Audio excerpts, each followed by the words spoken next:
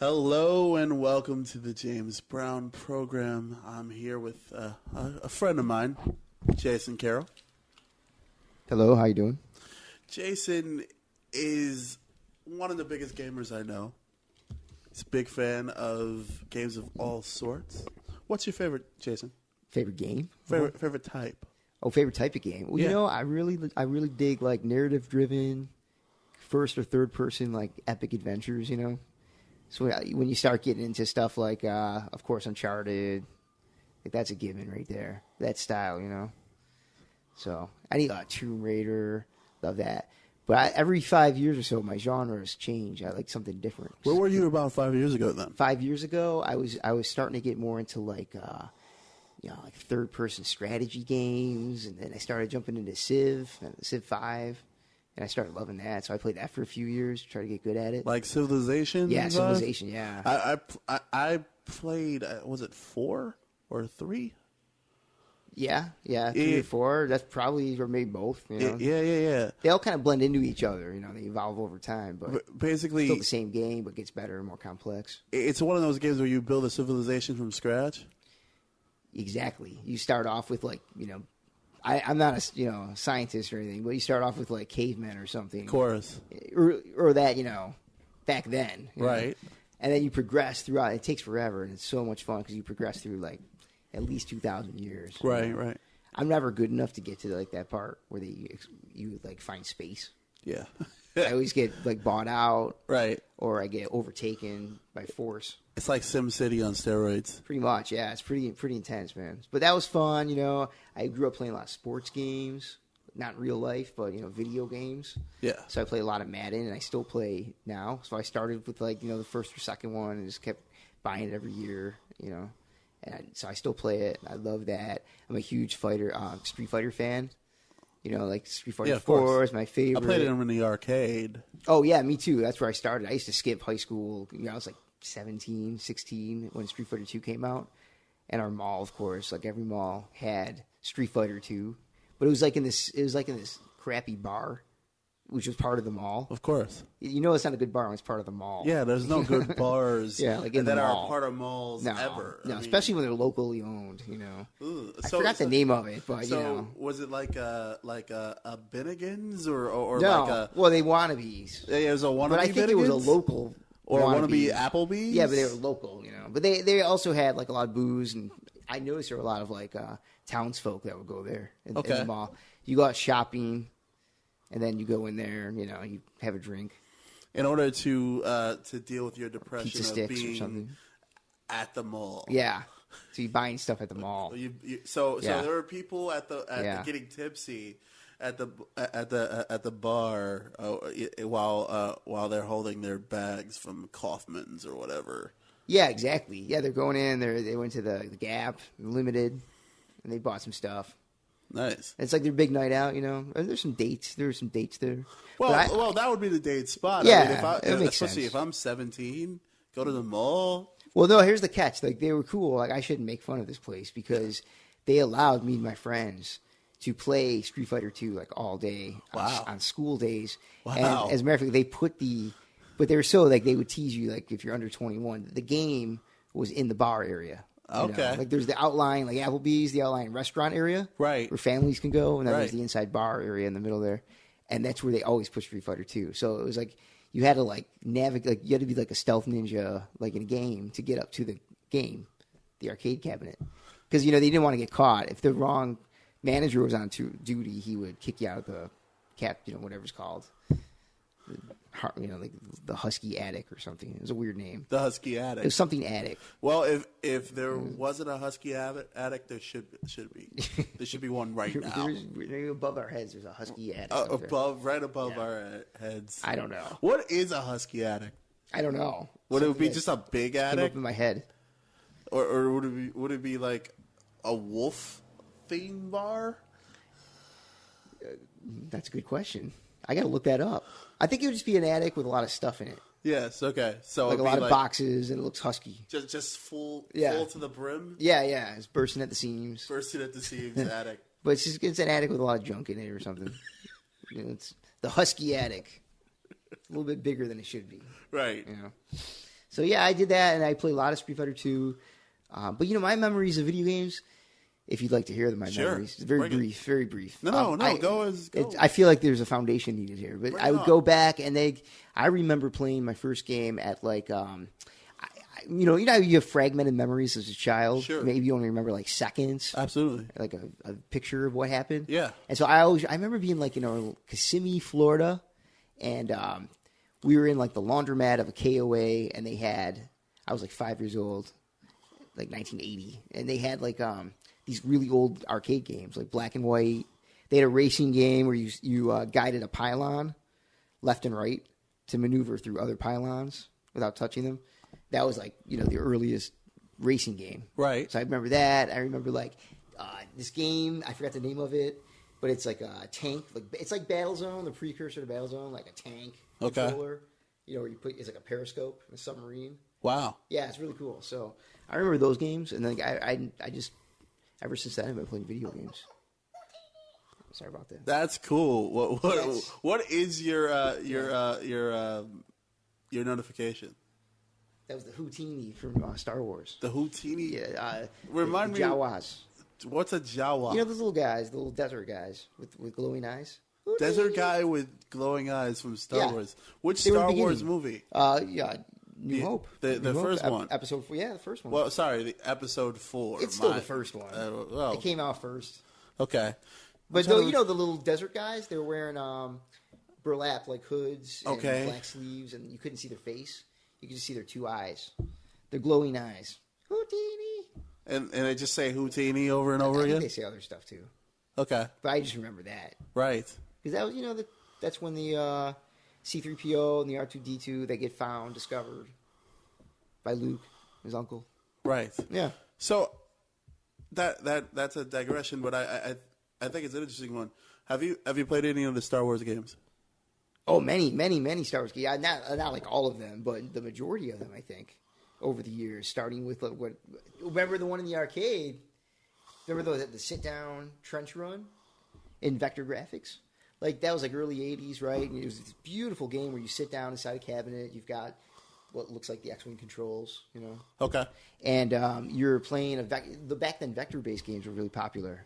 And do you know what those are? No. Vector-based games were like basically think of them as like black and white objects, but they had like the wire form look to them from like animatronics and stuff. Sure. So like before you have CG, you build that like skeleton in CG, and then that was all that was. But they were really creative graphics, and they had cool games. Star Wars was probably the most famous one of that style of game. It's like programmed a certain way. It has a very distinct look to it. And that was a great Star Wars game. And like they've been on Star Wars over the years. Like Lucasfilm for years and years was in charge of all the Star Wars games, right? They, his company published the shit. They made it. Right. And they were always like, they had that really cool posse of dudes like Tim Schafer of Double Fine who made all those great games like Day of the Tentacle. And those are some of my favorite. Those are my favorite genres, man. When I was a kid, like point and click adventure games like Monkey Island. They had that. They had all the big names, like. They made some good Star Wars games and some crappy Star Wars games. So, like, it's hard to say. They've been making them since the early 80s. So, what's the crappiest one? Oh, God. Ones I didn't play. There was one... How did you know they were crappy if you didn't play them? You talk to your friends when you're growing up. Like, oh, hey, did you play that game? And there was one, it was like a DOS-based game. And I think it was like an Ewok adventure on your, like, with typing lessons and stuff. Fair enough. That was pretty bad. Different audience, I think, at the time. Right. Maybe not me. But that kind of stuff. And there's been some games that just been like, they would copy genres. Like, genres would get really big. Certain styles of game would evolve. Like, on PC, for example, in, like, the late 90s, mid-90s, like, games like Age of Empires and RTS games were starting to get really big. Like Source, you're managing, like, resources and stuff. Right. And sending waves of armies and all that. And, so then, like, Star Wars would come out with something. Like, it wasn't Age of Empires. It was something else, like Star Wars related. The names escape me. It was the massive multiplayer kind of Star Wars? No, those took on a little bit later. Like MMOs, like that kind of thing, like Warcraft. So, yeah, those, and even way before Warcraft, they were getting popular. But What am I blurring with? So what was the one you were speaking of? Because obviously I blurred the two. No, so the one I was talking about was more like in the early phases, like Command and Conquer, Warcraft, 2, Warcraft 3, all those games that are like top-down, RTS, StarCraft. And then you're starting to see like spin-offs of those, like Age of Empires was a perfect example. That was a game you're trying to build like this militaristic society, like this empire, And like so, then Star Wars, like all the Lucasfilms would always latch on to like those genres, and they basically turned into like a Star Wars setting. So sometimes that worked out, but a lot of times it didn't.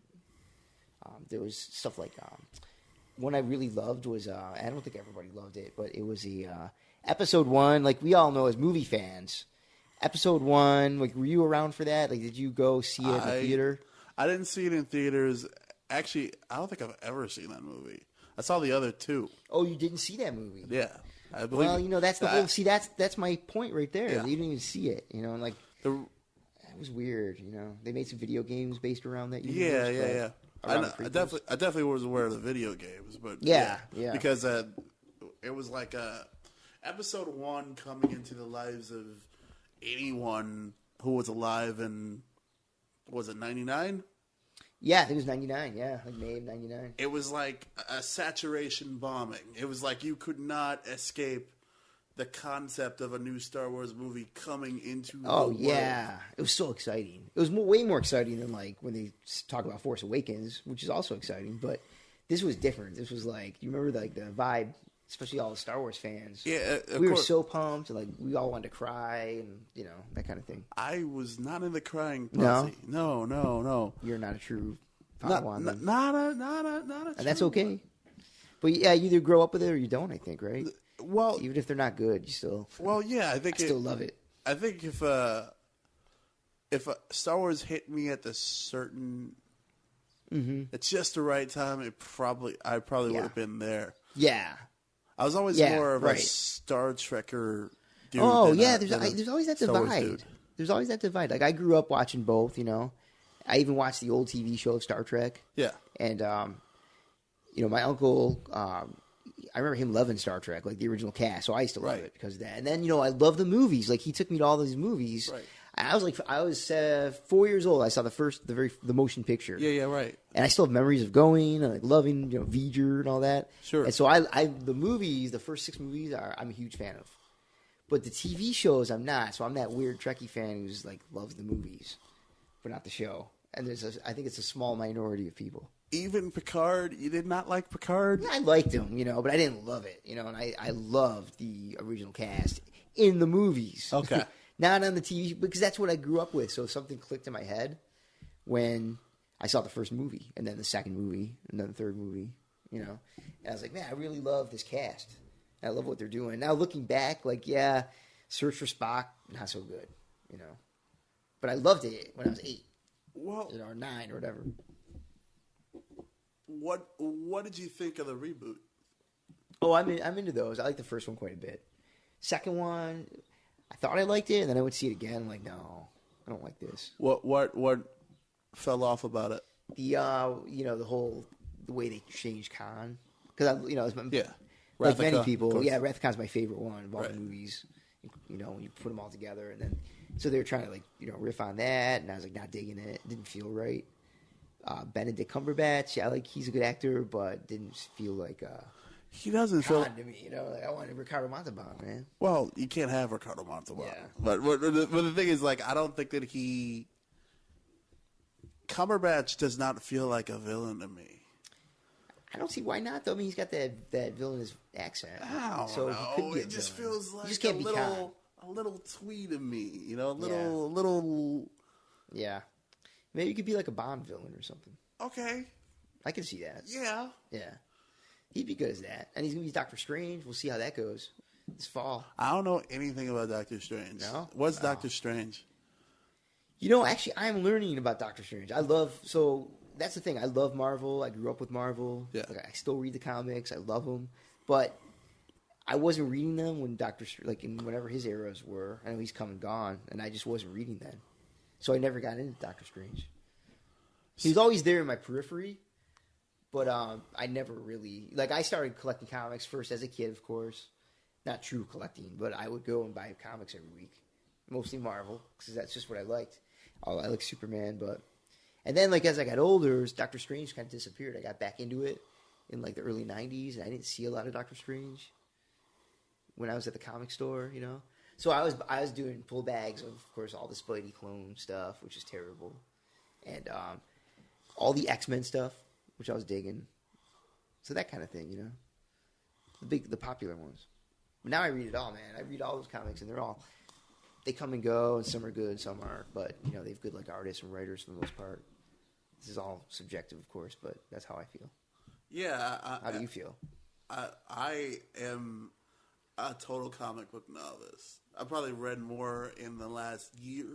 You probably see Akira over there. Yeah, because you were doing stuff with Clayton, weren't you? Where you were going to read comics? Yeah. A mutual friend of ours is a letterer for Marvel, and we were working on this project where we were reading. He was seeing a show of my choice. I was reading a comic of his choice. And I think that's still in development. We're still working on it. Okay, yeah. It's been that's a a good while. Idea. Yeah, I like that idea for a podcast. Yeah, and I like the idea, too. In life, just got a jumble. Yeah. Well, yeah, that makes sense. Yeah, so yeah. I've only just really dipped into the comic book world now. Like it's. Well, what do you think so far? What are you reading, like, overall? Well, I read about 3/4 of Akira. Oh yeah, it's classic, right? Yeah. It is sort of a. It's like the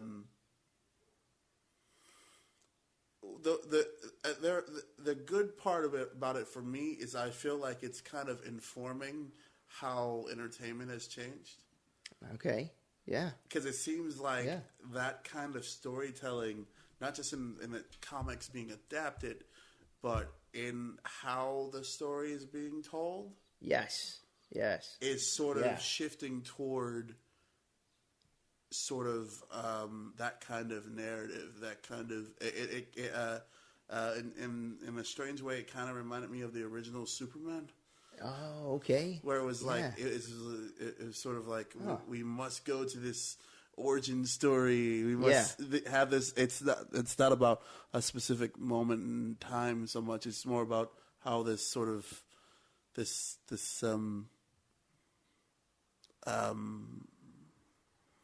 like its origin of species, essentially. That's crazy. I never thought of it that big before. I don't know. I may be full of shit, but that's sort of, that's what came to mind. I'm buying into this shit. I actually like watched the movie. I think right. There was a movie. Isn't there a movie Akira? Yeah. I have no idea. Yeah. It's like an '80s like anime classic. Okay. I'm not an expert on anime, so I don't know. Sure. Totally off, but I'm pretty sure. You would. I'm sure you would know better than I would. Well, you should check it out if you like the comic. And it's really the thing with me. Like a lot of this Japanese stuff, man, was like from the '80s, and it was really like gruesome, like nightmare-inducing visuals, you know, which I had a hard time with. Like I have a hard time with grotesque, like imagery and stuff. As I get older, when I was young, I was like, yeah, I can do that. Wait a minute. So it gets worse as you get older? For me, it does. Yeah, I don't know why. Like I grew up. I know I'm going off the beaten path here, but I grew up. No, it's quite all right. Watching like horror movies, you know, and loving horror movies, you know, like, intensely loving them. I was the kid with the Fangoria subscription. Okay, I was all excited. What's Fangoria? Well, Fangoria was it was I don't know if they're still around, but they were a horror comic, like really well known. Okay, they only dealt with like horror and like horror movies, so horror fiction, a little bit, mostly movies. Okay. You know, and I love 80s horror. I don't know if you like that genre, but that's one of my favorites of all time. Sort of like Nightmare on Elm Street. Yeah, and, classic. And Halloween movies. Yeah, definitely. I love those. You know, anything like that. But what's another major one I'm leaving out? Hellraiser. I remember Hellraiser. That was really intense. That was like my first exposure to like grotesque imagery. I think, and like I wasn't digging it, you know, even as a kid. So. And I love horror, you know. But, I think I like more like the psychological stuff now. If I'm going to watch some horror movies, like I'm trying to think of some recent examples. Have you seen some recent movies? They're like I saw like really The terrifying, Purge, which I thought was kind of horror. The what? The Purge.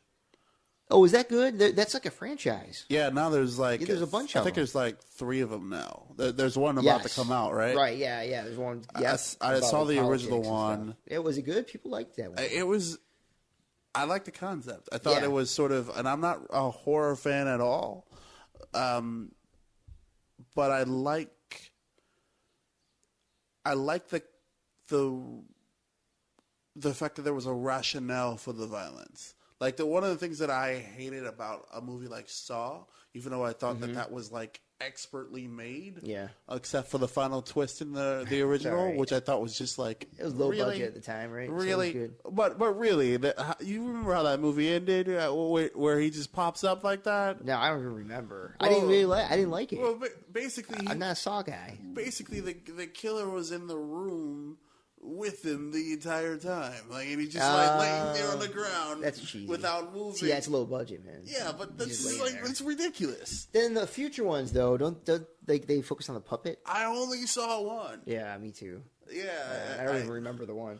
There's certain franchises I just don't like. What I really liked for a while was I don't know why, because it was like the same movie over and over again. It was Paranormal Activity. Yeah, I went to see it in the theater, and I was like, oh, I really dig this. And I saw a couple of them, and they were all the same movie. Absolutely. Yeah, but I kind of like it. I guess I just enjoyed that premise. They're all the same, but yeah, you know what else? Other movies the same movie over and over again? What? Jason Bourne.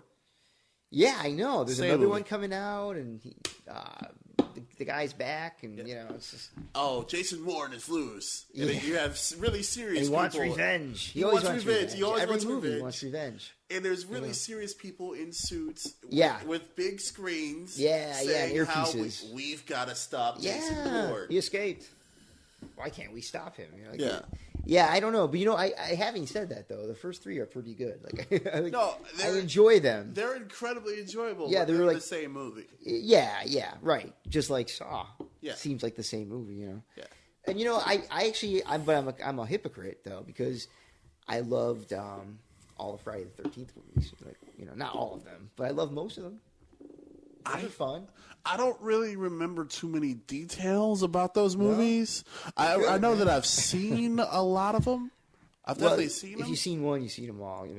It's Jason. But they changed Jason throughout the years. Like, obviously, the first one. Spoilers okay? In this show? Go for it. I mean, honestly, it's like 35 years old exactly. spoiler. Like, if you're worried about spoiler from 1980, you probably... Or even 10 years ago. Probably don't care about Friday the 13th. Yeah, go jump off the bridge. Yeah, you haven't watched it. Yeah. Bye. But he's, obviously the first one, the twist is that it's his mom. Uh-huh. He's like, because he's dead. Jason's dead. He died. He died way before the first one, right? He got drowned in the lake there. Okay. And you think it's Jason, but it's really the grandma or the mom. Right. Sorry, the mom. And so, then in 2, I'm pretty sure Jason makes his debut. But not with a hockey mask. So Jason didn't have a hockey mask the first time he showed up? First 2 times, the mom was wearing like a hooded sack. Yeah. And then I think Jason was too. How did he get the hockey mask? Oh, if you have fans out there that know more about me, which is very possible. Yeah. Friday 13th. I'm pretty sure it came in 3. It was Jason in 3D, of course. Of course. Yeah. And maybe I'm wrong, but I think that's where he got the hockey mask. And the rest, the history was changed. And the blood flying at you. Yeah. Yes, of course. Hopefully I'm wrong. Hopefully he got it the second one, but I distinctly remember something about that. And that's interesting on a couple levels. One that it was in 3D. Yeah. And saw it in 3D. And second, it's terrible. Was it? The 3D was terrible. Oh, it was just poorly done? There's that era. Yeah. The red and the blue filters. Sure. But you know what I liked about 3D back then? Because I went to see a bunch of 3D movies that year. Like 1983. Okay. Huge year for 3D. I saw, unless I'm getting my years mixed up, I saw Jaws 3D. Okay. That was really good. I saw the Amityville Horror in 3D. Excellent movie. And I saw Friday the 13th. And the 3D was really bad, But they would try, I appreciated the directors. They would try to show you, hey, this is 3D. So Jason would kill somebody and impale the guy's head, and you would be the guy's head, and you see the arrow go through the eye socket in 3D. Have you seen one recently? 3D movie? Yeah. Yeah, I think so. I'm cutting down. I've really scaled back on 3D movies. But I saw Star Wars. I went to see that. I used to go see 3D movies. Wait a minute. Star Wars was in 3D? Yeah. Why? Disney's version of 3D. Why? I don't know. I don't know, but it wasn't bad. It was okay. I saw them both, so I can say it was okay. Okay. I kind of liked it. I mean, the ones I don't like, and I always see them in 3D, are the Marvel movies. I've never quite understand. I've seen everyone in the theater, but 3D, they never really do a great job, in my opinion, on Marvel 3D. Have you seen a Marvel 3D movie? I don't think so. Yeah, it's not very. You're not missing much. It's kind of like shallow, and they never try to like poke your finger out, like they poke at you. Right. They never do that kind of stuff. It's more of just like the mood. Mm-hmm. It's set back a little bit. Right. So I was a big proponent of 3D when it made its comeback, and I can't keep backing it up. What else would you like to see come back in movies? Yeah. I'd like to see. Remember the Dark Crystal? I haven't actually seen it. No. Okay, it's like 82. It's really good, and you know what, man? Like those puppets were life size, and I'd like to see that again. Some life size puppets. Life size puppets? Yeah, because when I was a kid, I was 7, and I totally believed that those were real creatures. So would you? So for children, it's like amazing. I'd like to see that. I want my kid to see like Dark Crystal 2. So what would these life-size puppets do? Like, how would they operate in your mind? In real life or in my mind? Well, or let's go both. Okay. In the movie, they would act like they did in Dark Crystal, so they're on strings, kind of, but you don't know when you're a kid. Okay, so you just don't notice the screens? Yeah, you don't notice it. You really think they're real. Okay. And a lot of it's like handheld. You put your hand in it, and move. It's like Jim Henson and stuff. So that was that. I think for. Okay, so I'd like to see that come back, to make a comeback, that style. So you mentioned Jim Henson. So it looks like a Sesame Street or like. No, they look more like real to life, like little elves, but they look like more like real people. Okay. And half of that is my child lens, right? Saying that, but right. Well, we whatever age you are, you have your own lens, like you were saying earlier about the gory movies. Yeah. Probably my best theory, at least on the gory movie thing, is that that death becomes real. Mm-hmm. Like death becomes real. Yeah. At a certain point, I got to. Yeah, you just gave me the perfect segue into my topic of the week here. Go ahead. So we just had E3. Yep. And you just talked about, what did you say about death? Death becomes real. Death becomes real, right? And then they had at E3 at the Sony press conference. They had this teaser come out for the new Hideo Kojima game. Okay. So if you know anybody that's into Metal Gear and all that stuff, he made those games. He left Konami like in a huge divorce. He was with them for years, right? Right. And he's got this new preview coming out for this game. It's starring Norman Reedus from The Walking Dead. That dude. And it's a game about death. It's called Death Stranding. And we don't know what it's about, really. I'm implying it's about death without knowing for sure. Well, if it's death is in the title, you would assume. Yeah, and Kojima talked about, he grew up, he was just on Twitter the other day saying, I grew up reading these Japanese stories, they're like sci-fi. And there was one story where the guy he was defending himself with a stick. He was doing everything with his stick. And then there was ropes. So there was sticks and ropes. And, they represented things, And so he's making a game that's inspired by that concept of how do we, as humans, how do we use sticks throughout the years? So how do you? That's interesting. I don't know how you would articulate that in game form. It was weird. It was weird. It was the strangest trailer I've ever seen. It was kind of creepy, and it was Norman Reedus. They rotate around, and he's CG Norman Reedus holding a fetus. A young baby, maybe not a fetus, but a just born baby. Okay. And the baby's on the ground, crying and screaming, and it's got an umbilical cord. May or may not be attached to Norman Reedus. Odd. He has a scar, where an umbilical cord used to be. So. And he's crying, he's holding the baby, and he's on the shore. It gets weirder. And there's handprints going all over him, touching him and stuff. We don't know what that is.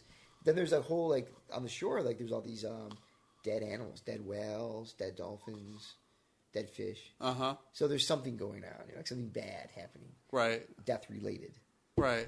So that's cool. You talked about different things of death, Wow. Not to bum out the show or anything. No, that's I'm intrigued now. Yeah. I'm wondering. So, is it that just a more story-driven kind of game? Are you expecting? We'll see. What do you envision? I mean, I don't know. That's the fun behind this is that he's always been with Konami, and I think there were rumors of like infighting, like they were trying to control his game. He's like this mastermind artist, Right. So he's now working with Sony with his own production team. He can pretty much do whatever he wants. Like someone at Konami was handcuffing him, saying, we don't want the Metal Gear to look like this or play like this or touch on those subjects. And he's like, F you. And he left Konami. And I think he lost Metal Gear. Like, he can't work on Metal Gear. They're going to let it rot away, probably. Mm-hmm. The franchise.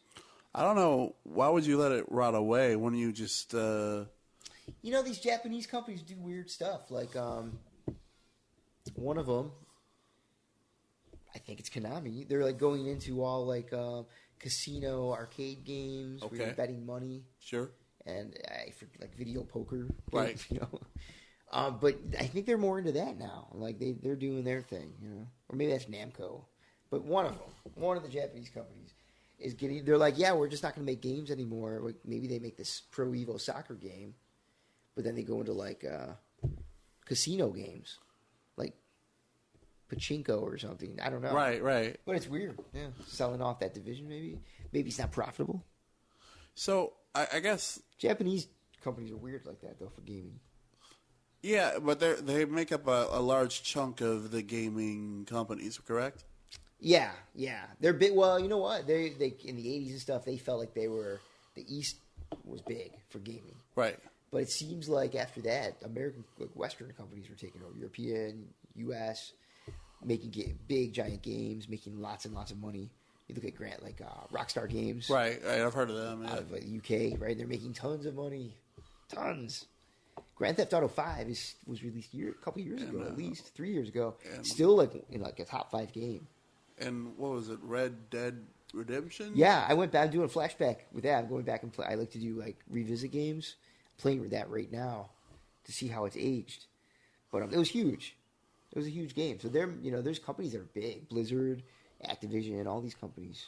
But list goes on and on, right? Let's back up a moment because that's really interesting. So you revisit games like a movie buff would revisit movies. Yeah, go back and play it like a game you maybe really liked or did not like at all, and go back and try it out again and see the thing with games is they age. Games age. That's the thing. And your memories of games are what take over, not the game itself. Because you can go back. There's very few games that I've played since 1980 that I can go back to and say, wow, this game is kick-ass. I wish I could play this all day. Like, there's not a lot of games like that. But there's games that I think about being like that. Like, like that Star Wars game I told you about. Sure. It sounds great in my head, but going back to a game is different than a book or a movie. Like I could watch Ghostbusters 1,000 times and love it, like right now. But I can't go back and play the original Spider-Man game on Atari 2600. Like, it's not good. But in my head, it's one of the best games ever. So, because it's about the experience at the time, right? Yeah, and the games age. Right. There's a mechanic system behind these games because they're games and they age. Right. And they don't graphically they start to show their mark in time. Well, you see a similar thing with film and TV, right? Yeah, you do. Yeah, 70. I always make fun of 70s movies, because of the look of them. I love them, but how they look. Yeah, the film is just not. It was just not high quality film it's back low quality. Then. There's no technology, no digital technology. Yeah, sometimes it's a good thing, but it just looks old. Production values are old. I even experienced that a little bit watching The Wire, rewatching it a couple they have of months converted ago. it in HD. Well, it's not the conversion so much. No, I heard it was kind of not good. I didn't actually see the converted version, but that's not what I mean. Oh, okay. Just the show itself. The show itself with the use of technology. Yeah. Just it was really jarring to see people on these burners. Yeah. And big cell phones. Yeah, and just it's not that long ago either. Yeah, it's not that long ago, and it makes you really think about how we quickly forget that that content, whether it's a game or it's TV show or whatever. Yeah. It's not it's not like a radio show or whatever. It's not growing and changing over time. It's more like a painting. Yeah. Where it's just static thing. Yeah, that's right. But some paintings age well. You're right. I'm sure there are games because one game that I'm thinking, and I haven't played this game in forever. Yeah. That I loved as a kid. Which one? Duck Hunt. Duck Hunt. Wow. I wish I could tell you that, and these are all opinions. I wish I could tell you that it was like a transcendent game that left all boundaries and generations. Of it probably wasn't. It's not. No, it's not. I love Nintendo. I grew up playing Nintendo. Yeah. And I love Duck Hunt. But it's not. You can't put that in the same category of certain games that you can still play and fucking love. I'm sure it wasn't transcendent, but I really loved killing those ducks. Yeah, at the time, the memory of it was amazing. Probably you're a little kid, you're shooting. ducks, I was like, I don't know, 8, 9, 10. Yeah, and it's like awesome, But that's a game where you look back. Like if I gave you the light controller, I'd be like, what the hell is this? Maybe you'd like it, but it's not. It's no like Pac-Man or Tetris or something, Well, I played Tetris on my phone. Yeah, and that's still pretty awesome. Yeah, it is. You're right. It's a transcendent game. It's a game that knows no boundaries of time. Your eye is not appalled by what you see or what you feel on the controller. Is it because it's so simple? Yeah, it is. Break it down to what it is. It's a game, right? It's with repeating levels of difficulty. Then they get harder and harder, and you repeat the same task in a really short amount of time. If you play any video game, you're repeating the same task over and over again. It's just your mind's being tricked by it. Like if I'm playing, let's say the new Uncharted 4 just came out. It's this beautiful game, but you're doing the same thing over and over again. It's just a game, But that's what makes Tetris so great is that you want to do that task over and over again. Pac-Man, same thing, right? Right. You can play the original Pac-Man and still love it because it's simple. It's 4 directions. It's familiar. You're doing one task only. It's eating ghosts and dots. That's all you're doing. Ghosts and dots. It's at the essence. It's a video game at its essence through and through. Everybody loves Pac-Man, right? Who doesn't love Pac-Man? Who doesn't love Pac-Man? Any version of Pac-Man. It's Pac-Man. So there's that kind of stuff. And, you can take it all the way back to Pong. And if I wanted, I could say Pong is transcendent. Pong, I'm doing the same thing over and over again. 2 controls up and down, right, with a paddle left and right. But it's competition, it's a video game, and it's a game, right? So if you enjoy it, then that's kind of cool. Well, that poses an interesting philosophical question, right? Because in recent years, over the last 15 years, wouldn't you agree that the gaming world has shifted toward more of a not only graphics heavy, but more narrative and away from that sort of simplicity? Well, I think they're really complex now. Video games are super complex. The majority of them that people are playing, and the main selling demographics, adults. Adult gamers are mostly adults, right? And they play 20s, 30s, 40s.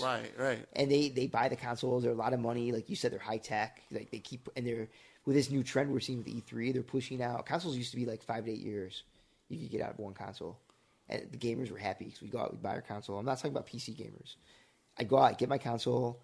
We'd make fun of the guys that had the other console if we can afford to get both. Right. And then we would play the shit out of those. And the developers would get better and better at mastering those systems, those engines. So the games at the end of the generation look beautiful.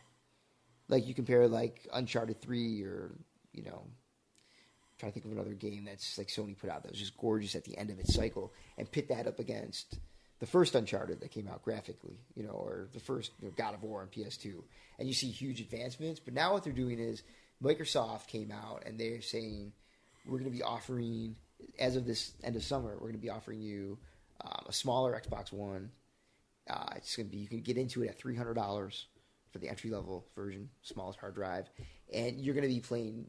Same exact game, same quality, same performance, but you're going to have 4K video streaming like Netflix, things like that, and HDR gaming. So they're doing little upgrades like the iPhone, And then they announced at the end of their show last week, they announced the Scorpio project, and that is going to be like 6 teraflops and crazy expensive, and compatible with VR, and like it's our most powerful console ever that you've ever seen, and like you'll have that. So they're pushing these different lines where they try to roll you through the generations. Like I won't buy the Xbox One S if I have Xbox One, but I'll buy that Scorpio thing next year, So that's a new thing for consoles, which kind of blows because you can't afford to buy them all. You know what I mean? Like, I want all of those and I can't get it because it's way too expensive. Well, and I feel bummed out. Like I'm like, oh, I want that one because that's got 4K, even though I've got this really nice one that I got 2 years ago. So, well, that brings two things to mind, right? A, you're seeing this sort of like shift where more and more of the audience won't be able to afford these larger machines. No. And secondly, the games that are going to be made for these machines are sort of, because they are not, they're more complex because they're more products of the time and not so much that simplicity. Yeah, you have to really know your stuff to buy a console if you're like really into it.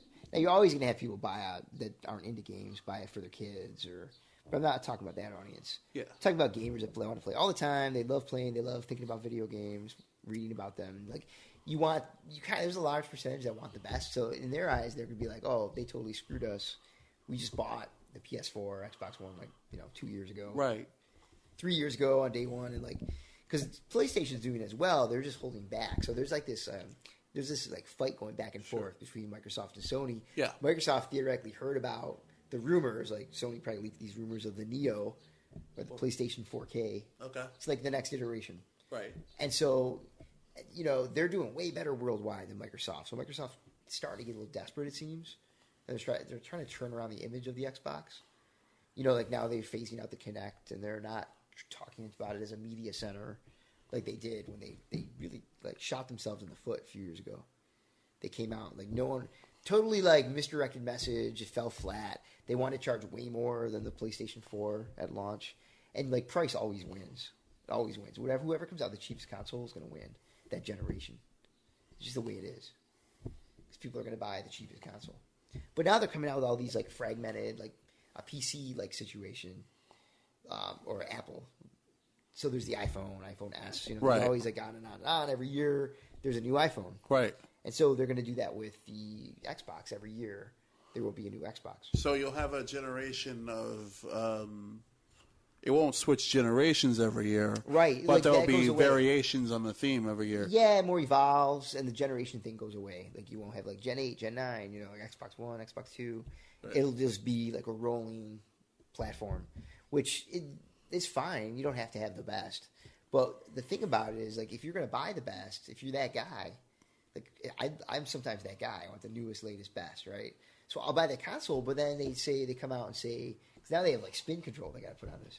And there's Phil Spencer, the guy who runs the Xbox division. He's saying, no, you don't have to get it because every game has to work on anything that's labeled Xbox One. It's got to work. So if a developer's making a game for the new Scorpio, well, they can only do so much, right? Because they have to make it for Xbox One original, as well. So I don't know if they're going to be hamstrung or not. We'll see what happens. Will it be worth it to upgrade?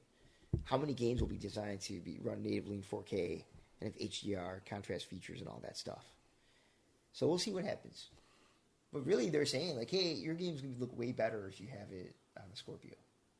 And it'll be way faster. So load times, things like that. And PS4 is doing the same thing, but now they're holding back. They were supposed to announce their Neo, or that's what the code name is, at their show. And they turned tail and no, we're not going to announce it. It is real, but we're not ready to talk about it. We just want to focus on the games, and VR. So I think they're holding off because they really want to push this VR system right now, which comes out in October. So they're holding back. And now I think also, this is a rumor, their machine that they were about to debut at E3 is probably not even close in power to what the Scorpio is being touted as. Oh, wow. 6 teraflops, that kind of thing. So they're like, oh shit, we better Yeah, we might as well just back off. Yeah, back off and let's do something to this to make it compete with the other guys. Because, Sony, they're either about to hit gold or they're about to have, like, their backs against the wall with this VR thing. Either it's going to take off like crazy, and then they're going to want you to get that new system because it's more powerful. It can handle better VR. We'll see. If people don't buy it, sustainably, then what happens? Do they keep pushing VR? Like, they're famous for doing that stuff. Like, the Vita, which I went out and bought, they totally bailed on the Vita, the handheld system. Okay, the Vita totally was bailed. Okay. Yeah, it was the successor to PSP. I remember PSP, yeah. Yeah, they totally bailed on that because it wasn't doing well. I think it does well, like, worldwide. So that's the thing with Sony. It's not just about America. They've got Japan and Europe, and they've got all these countries that are into different things.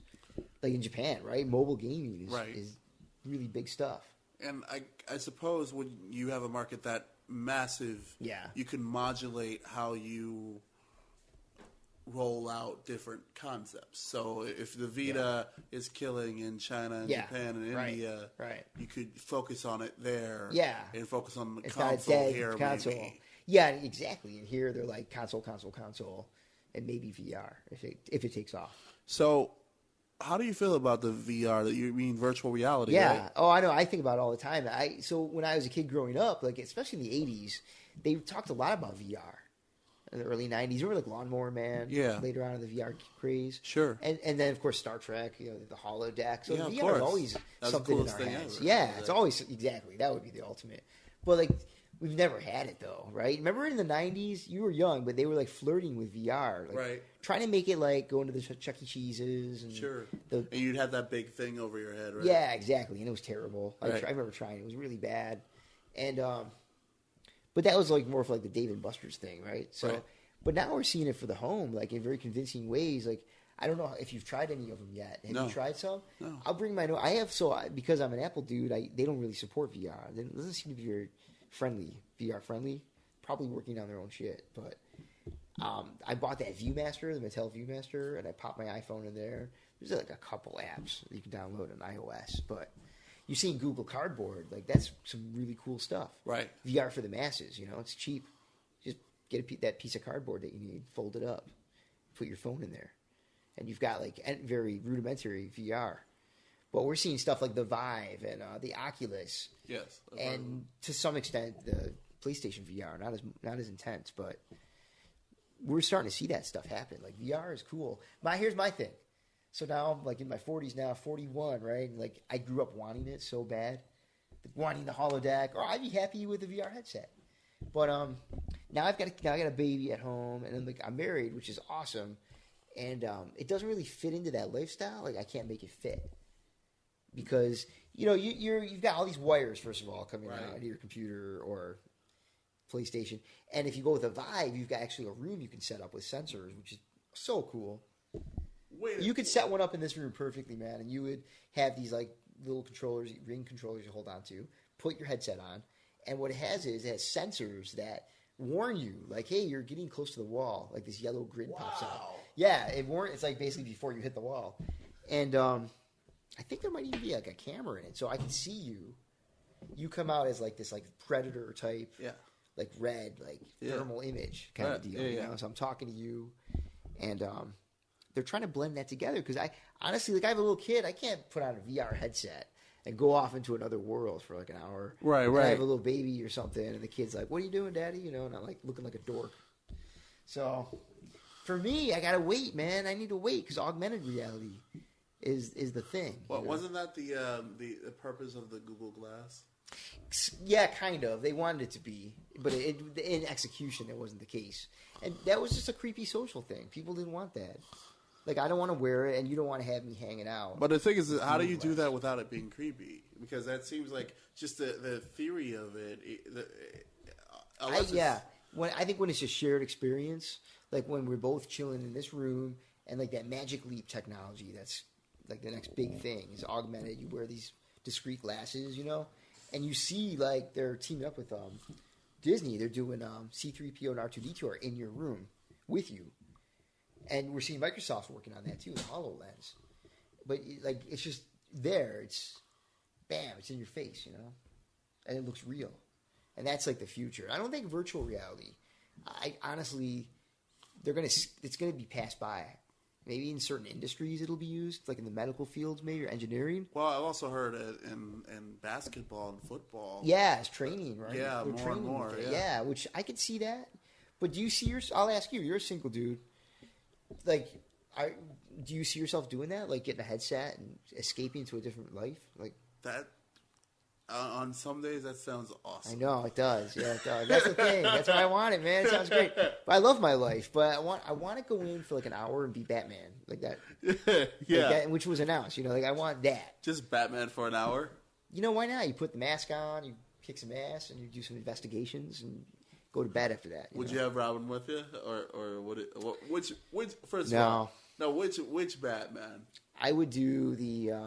Wow, that's a good question. Comics or movies, or does it matter? In the whole universe. Whole universe.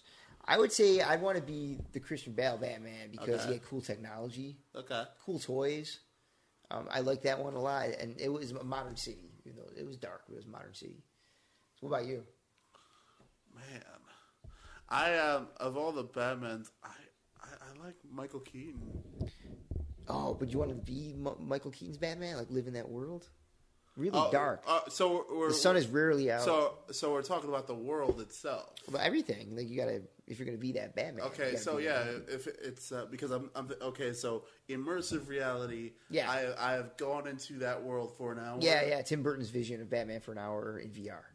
I guess the trouble with going with the Nolanverse is that you might have Bane showing up with the for that hour. Which hour are we talking about? Some nasty enemies, they had to face. Yeah. I would say the hour, I know, the Scarecrow hour where you get terrified. that one, the first one.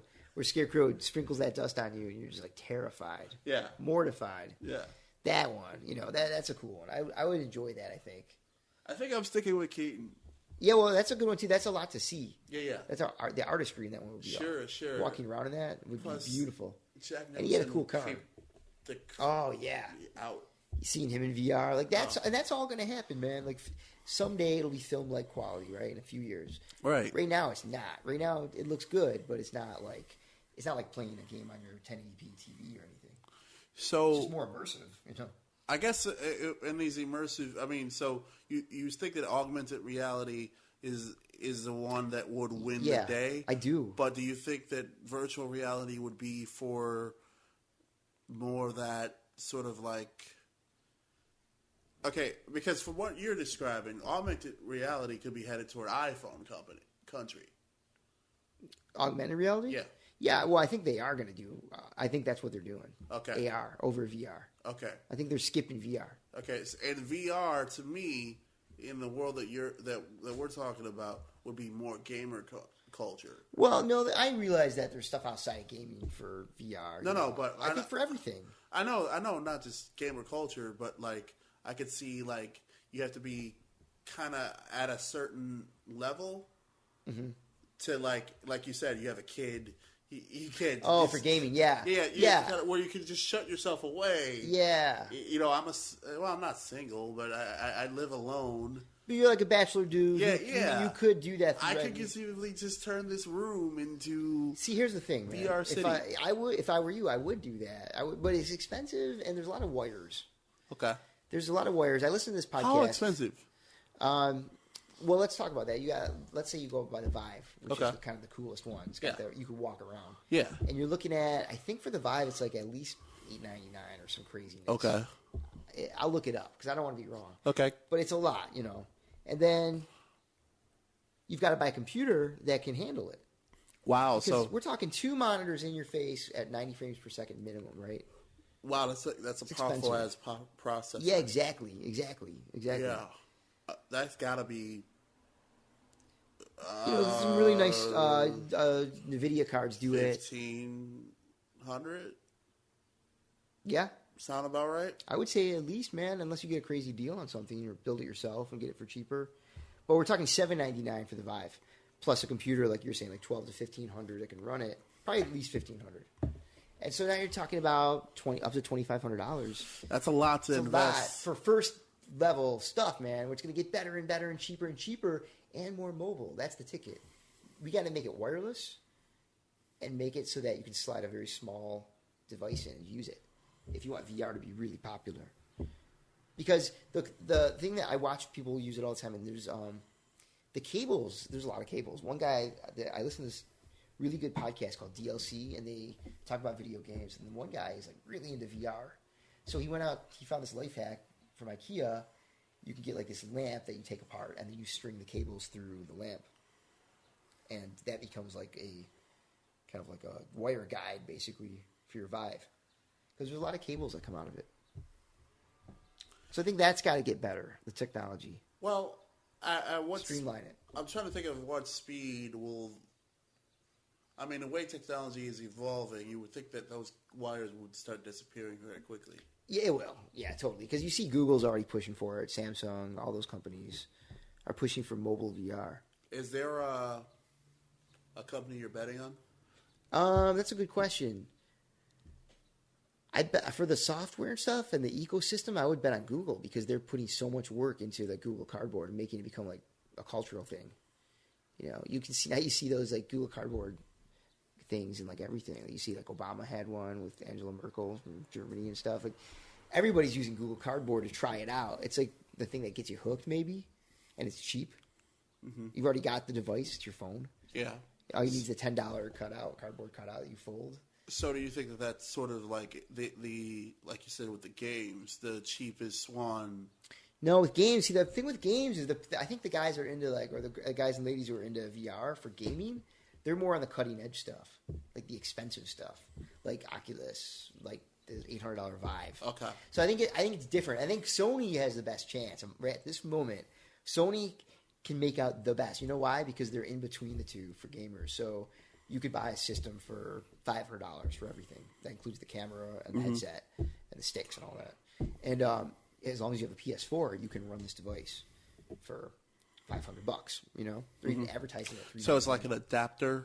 Yeah, exactly. It's like the Power Glove, or the fancy one, or the freaking.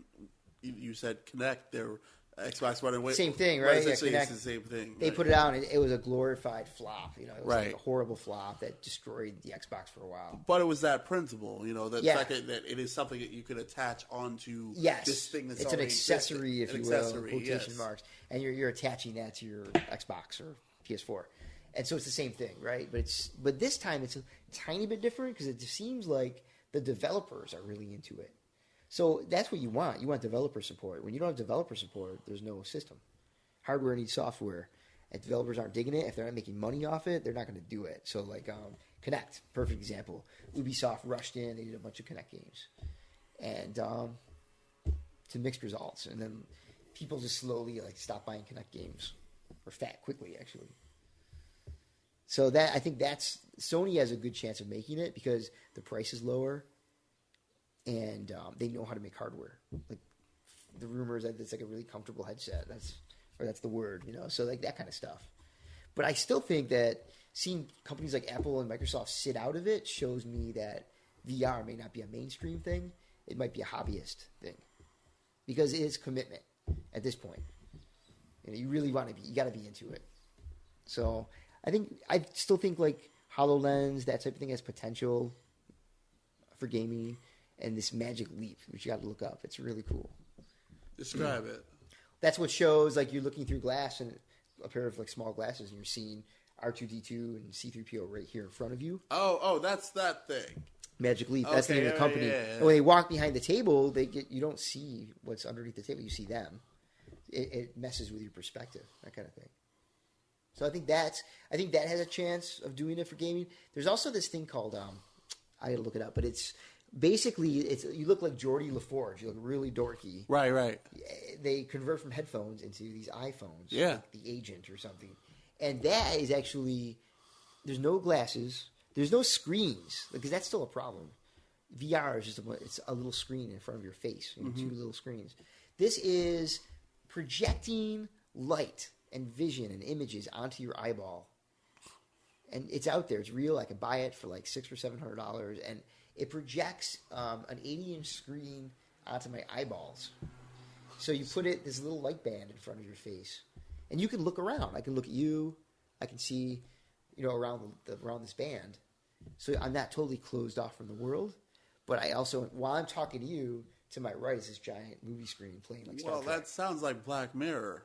Yeah, it does. It's like the beginning step of Black Mirror, that episode. It's, The entire history of you, right? Yeah, right. With the, I think it was like an ocular implant. Maybe. Yeah. This is one step away. Well, it wasn't even an ocular implant. It was like this chip. Was it your eye, or was it a chip? Well, it was this chip that was in their lower, connected to the brain. Ear. Yeah. Like I don't know what part of the brain is right there. Connects to the brain. I guess it takes over the eye. Yes. Right, and that's where we're heading, I think. So I think VR gets cut out of the picture, like Laserdisc. I love Laserdisc, amazing technology, but it was expensive, it was clunky, and unless VR can adapt quickly and go mobile and go high. I'm talking high quality, not shitty like it is right now.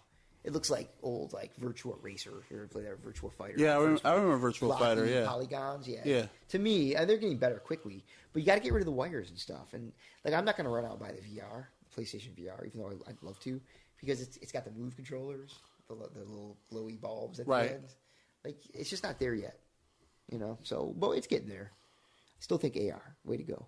I want a hologram in my living room, but I'm not wearing anything.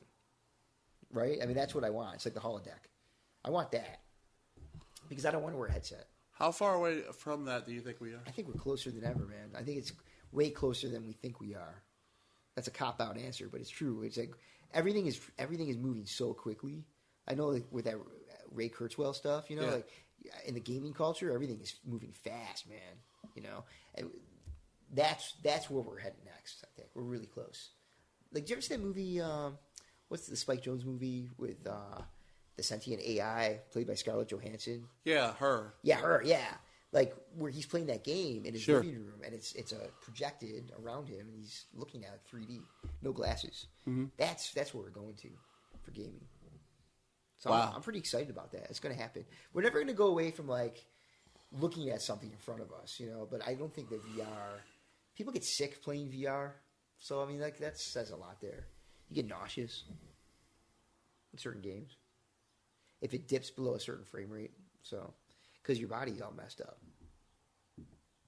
Watching, what if you everything in your life right now just started moving in a jerky fashion? Yeah, you think you'd slowly, have a trails. You think you'd have a stroke? Yeah, right. You're going to get nauseous, probably throw up and stuff, and that's what happens when you play games that can't work in VR. Like RE7, Resident Evil 7. Like people, non-gamers know that. That's coming out. Great series, right? Zombies. It's coming out. Been around forever. Yeah, exactly. But now it's first time ever, first person, and officially first time ever. And it's VR if you want it to be, but it doesn't work though. It doesn't work because people are getting sick. One guy started sweating and he almost passed out because you're moving your head, and it's moving in the game. But you're also moving the right stick on your controller. So your brain is getting duped into oh wait, why am I going this way? I told my body to go this way. And so the sensation is nausea. You want to throw up. So they gotta work those kinks out first. And when they do, then I think it'll be big. On that note, way to go. That's where you put your stocks into. On that note, Jason Carroll nailed it. That was so much fun. Thank you. Yeah. I had a blast. Thanks for letting me talk so long. Oh, I loved it. Oh, good. Okay. Yeah. That was that. Gaming. And I went to cooler places than I was expecting. Oh, good. Yeah. Good. They're very, very cool. Okay, good. Hopefully I didn't cut you off and stuff. Oh no, it's totally cool. The pandering podcast guy over here. Oh, it's totally cool, and I come back anytime. Oh, thank you, man. I'd love to come back. And have me back, man. And special guest, friend of the show, and any issue you wanna let loose. Totally. Let me know. I will. Thank you so much.